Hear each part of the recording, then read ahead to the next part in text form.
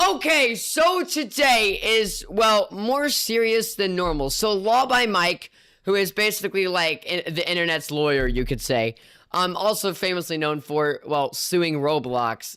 Yeah, so that goes along well. Well, actually is now suing Skibidi Toilet, apparently. I have not watched the video yet, but we're going to be watching it today. I was told to react to it. My chat was spamming earlier. Harrison, react to this. Harrison, react to this. Harrison, react to this. Okay. So, we're going to be reacting to this. I saw like 10 seconds of it just to kind of get a gist of what's happening.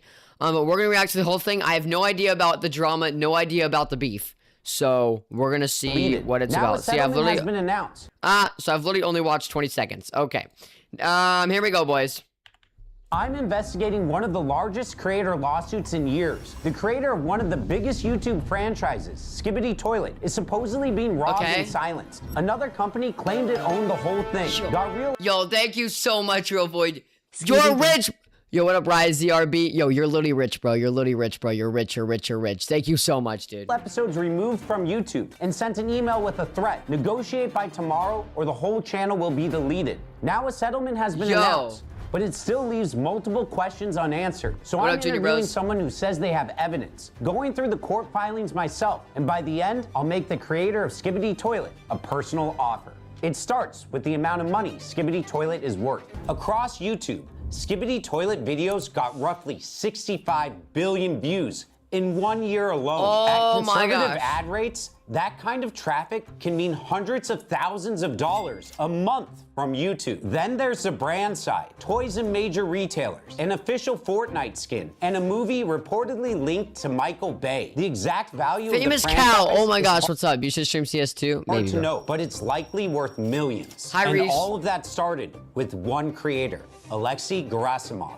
A few years ago, Alexei signed a copyright assignment contract with Invisible Narratives, a U.S. entertainment company. That contract transferred the main copyright and trademark rights for Skibidi Toilet to Invisible Narratives. Invisible Narratives also reportedly got the exclusive right to run the Defuk Boom channel and a portion of the advertising revenue. Then, in late 2024, a company called Next Level Apps registered in a free trade zone in Dubai and filed there's so much going on. Trademark application for the name Skibidi Toilet. But they didn't just file once. They filed dozens of product categories, registered Yo, Real Void, bro. Thank you so much, dude. You're goated, bro. Seriously, thank you. SkibidiToilet.com and pushed knockoff It's 20 bucks now, bro's the go. Skibidi Games onto app stores. That trademark filing gave them something dangerous. A piece of paperwork they could use to say Skibidi Toilet is theirs. Next Level says one of its co-founders posted a game idea on a Ukrainian forum back in 2020. The ideas were toilets with human heads fighting camera-headed humanoids. They also showed a bunch of different visual evidence. So Next Level's argument is we didn't steal Skibidi Toilet. Boom and Invisible copied us. But as a lawyer, this is where I separate an idea from ownership. Copyright doesn't protect a general idea like toilets fighting camera people. It protects the actual expression, the art,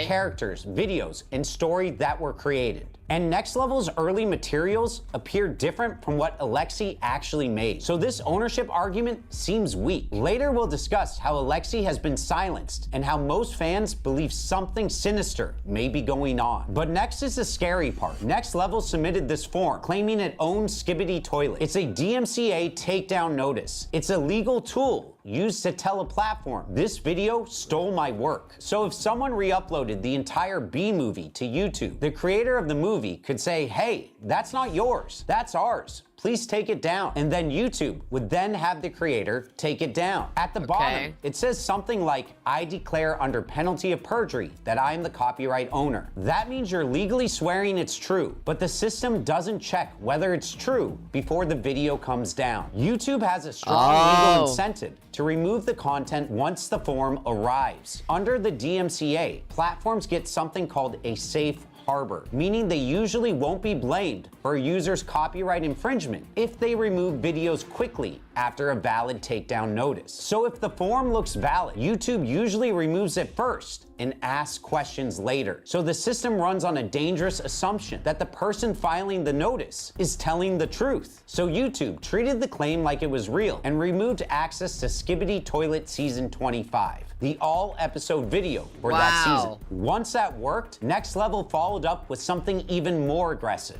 The day after the takedowns, this email arrived. The first line says, "We're the current owners of Skibidi Toilet. We would like to negotiate by tomorrow." So they gave them 1 day to respond. And the last line says there will be another takedown before channel deletion. These takedowns are devastating for a channel. A channel at the peak of its season looks like this. It's getting millions and millions of views. So when someone issues a DMCA takedown, those views can drop drastically. Invisible Narratives claims the company lost millions of viewers and significant. Our orange is orange, CZ, they are orange or. Our orange is orange because they're orange. Low key, yeah, it is. Thank you so much for the £2, bro. You're goated. Chat, there's so much going on here, but basically what I'm getting at is, like, this company's basically just taking all their videos, saying it's theirs, and it's not actually theirs.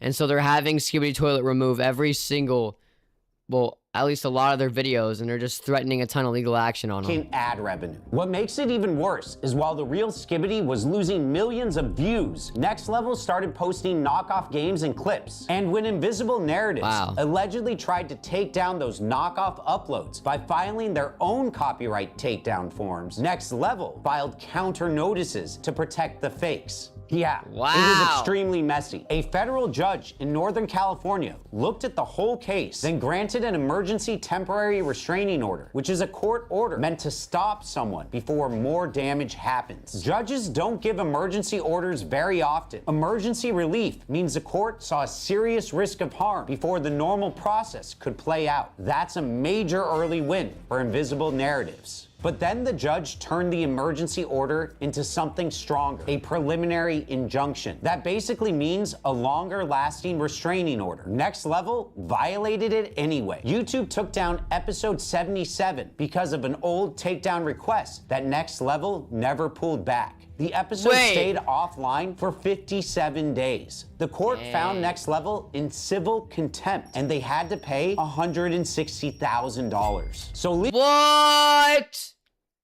Yo, this is actually insane. Oh my gosh.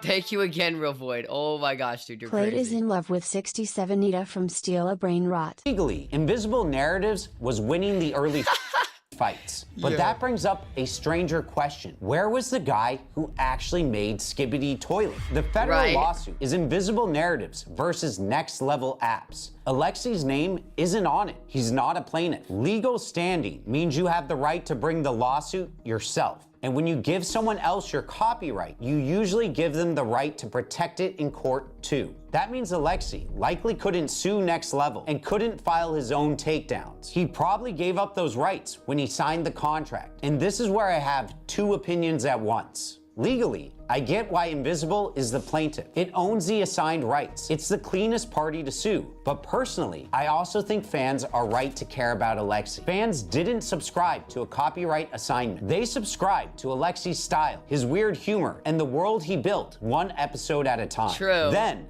the fight moved outside the courtroom. Leaked Discord messages started spreading where Alexi told fans he felt completely isolated from the process. Other screenshots made fans question whether he was even being paid. Alexei was not being paid, or at least have big problems with getting paid. I spoke with a former employee of Invisible Narratives. What he told me that Alexei had problems receiving money because he was Russian. When Alexei gave the Skibidi rights to Invis in 2023, US sanctions against Russia made it very hard for him to get paid by American companies. Whoa, they Fans didn't even also pay pointed him? to leaked messages where Alexi allegedly said he felt trapped, scammed, and lied to. He sent messages. Yo, Real Void, thank you so much, bro. Oh my goodness. Seriously, bro, that's almost $30. Thank you. Last one.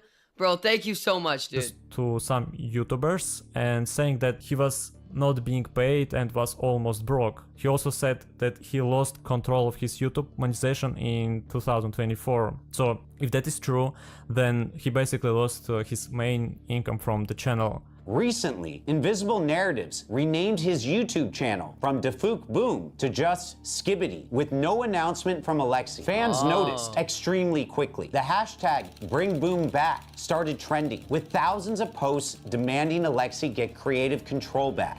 Invisible Narratives responded publicly, saying Alexei remains an executive producer and continues to earn from the franchise. But we haven't seen his full contract, so we don't really know what he agreed to or what he's allowed to say. And I get why fans are reacting this way. This isn't just a name change. Chat, honestly, bro, if Law by Mike clutches this up, gets that guy's channel back, and we get OG Skibbity Toilets back, bro. Legendary Pearl Bundle, I hope you after stream. Okay. Guys, if Law by Mike clutches this up, this will be the biggest clutch in YouTube history. It looks like the creator who built Skibbity Toilet had been pushed behind the company, now controlling it. Everything what Invisible Narratives released on Yo, I sure will go buy some McDonald's with that. channel so far has been terrible. There is no even Skibbity Toilet, it's just corporate slop. This explains the emotion behind the backlash. To fans, the contract didn't just move rights. It changed who they felt was steering the channel. And legally, that makes sense. Alexei signed over the IP and exclusive rights to run the channel to Invisible Narratives. Invisible Narratives has also said parts of the agreement are confidential. So when fans say, "Let Boom speak," they're asking a fair question. Can the original creator explain what happened without getting hit with a breach of contract lawsuit? A journalist said he spoke with Alexei, but the full interview never came out because Alexei wanted to approve his quotes. According to the journalist, there were some very interesting restrictions in place. He is not allowed to publicly speak on Invisible Narratives, Skibbity Toilet, or his contract. That backs up what Yo, what's up, Ocean Tides? Are you ignoring me? No, I'm not trying to, bro. I'm trying to stay locked on this video. Chat, this is interesting, bro. fans are worried about. His silence may not be a choice. It may be part of the contract.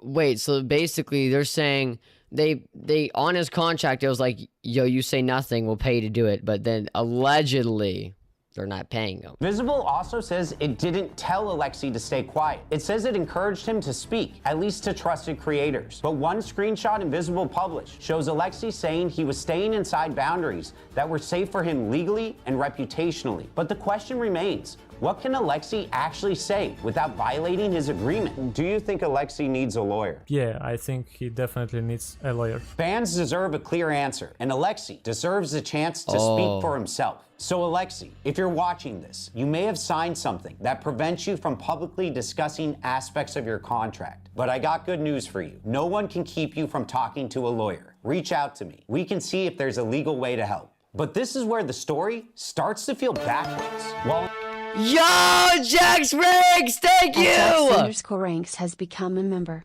You're a Pookie. Yo, Jax Ranks, let's go! Oh my gosh, dude. W member chat, thank you so much. He's been a member for a month now. Jax, thank you so much, bro. Invisible Narratives was fighting copyright strikes in court. It also started allegedly threatening using copyright strikes on fans. For example, Duder Flautin, a big animation channel, received strikes from Invisible Narratives just because he did not respond to message about working with them. Creators who had Yeah, no, it was free. It was your 1 month milestone. spent months making Skibbity fan games, animations, and remix videos supposedly started getting copyright strikes or emails from Invisible Narratives. Another YouTuber, One More Animator, also received strikes, but they don't even reach out to him. After he got strikes, he contacted Chat, this is crazy. I can't even lie. them and asked to remove the strikes. And that's when company say that he need to sign the contract. One DMCA notice went after Skibbity Toilet characters inside Gary's mod, the same world Alexei used to make Bam! Thank you for the 1 month, Skibbity yo! Toilet in the At first Lyric place. Sax has Alexei become a said he member. didn't send Pregnant it. man Reports emoji. said the notice Pregnant came man from emoji. Pregnant man emoji. Pregnant man emoji. Pregnant man emoji. Pregnant man emoji. Pregnant man emoji. Pregnant man emoji. Oh my Pregnant gosh. man emoji. Oh my Pregnant man gosh. emoji. Oh my gosh. Thank you. Invisible Narratives. Isn't that exactly what Next Level did to them? Kind of. Invisible takedowns are different because Chat, this is so confusing, but I hope Law by Alexei Mike locks in. them rights to Skibidi Toilet. So legally, they're in a stronger position than Next Level. But that doesn't mean every fan use is automatically illegal. Fair use can still matter. And copyright enforcement should be careful. They should go after fake official apps, commercial knockoffs, and people who are confusing fans, not the fans who helped make the franchise valuable, because you can end up turning them against you. After we started the Let Boom Speak movement in April, Invisible Narratives and their consultant David started sending strikes to Skibidi fan channels. Oh my gosh, dude, that is bad. Oh, is it actually Bear? Guys, look at the visibility on these. All of these say removed, and no. Wow. In total, they sent 27 strikes to 10 channels. As far 27? as I know, they were not striking random Skibidi channels. They were mostly striking people who spoke against them. The strangest example I was given wasn't even about a Skibidi episode. It was about a screenshot used for commentary. There was also a very strange situation with David. He struck some of my videos because his Discord profile picture appeared in screenshot that I showed. His public Discord profile picture, and he claimed copyright ownership of it. In my opinion, showing someone profile picture inside screenshots of commentary is not the same thing as... Okay, chat, so basically, they're just throwing around strikes for anything now. The other guy, while Law by Mike is talking, stares into your soul. Guys, they're basically striking him because he shows his Discord profile picture. That's crazy. Stealing someone's artwork or content. It was part of the context I was talking about. If true, I agree with that. That's where fair use matters. A screenshot used to explain a controversy is very different from stealing someone else's content. Just because you have the legal right to do something doesn't mean it's the smartest move. A lot of game companies learned this years ago. Some even let creators make videos about their games because they know fan content can help the brand grow. But imagine being the kid who spent 6 months making a Skibidi fan video only to get a copyright strike or email from the company. To a fan, that can feel like betrayal. To be fair, Invisible says that the licensing deals were to form an alliance that was supposed to give some creators a licensed way to build and monetize inside Skibidi. And they produced a text message allegedly showing Alexei approved of some takedowns, at least back in 2024. Oh, and okay. that's what makes this whole case so strange. On paper, it's Invisible Narratives versus Next Level. Two companies accusing each other of taking control of a franchise through lawsuits and takedown threats. But underneath all... Okay, but clearly, whoever that guy, whatever that guy gave the company rights to, okay, so whoever the original owner of Skibidi Toilet was, whoever he signed off the contract to give the rights to was going to win the lawsuit. But on top of that, why is his contract like he can't talk? I don't know. Is Alexei, the creator who made Skibidi Toilet before it became big enough to move from YouTube into a much larger entertainment business. Fans didn't fall in love with these corporations. They followed one person's bizarre internet world until it became valuable enough for...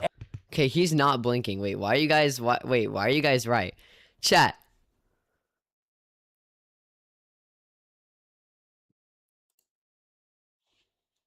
Yo.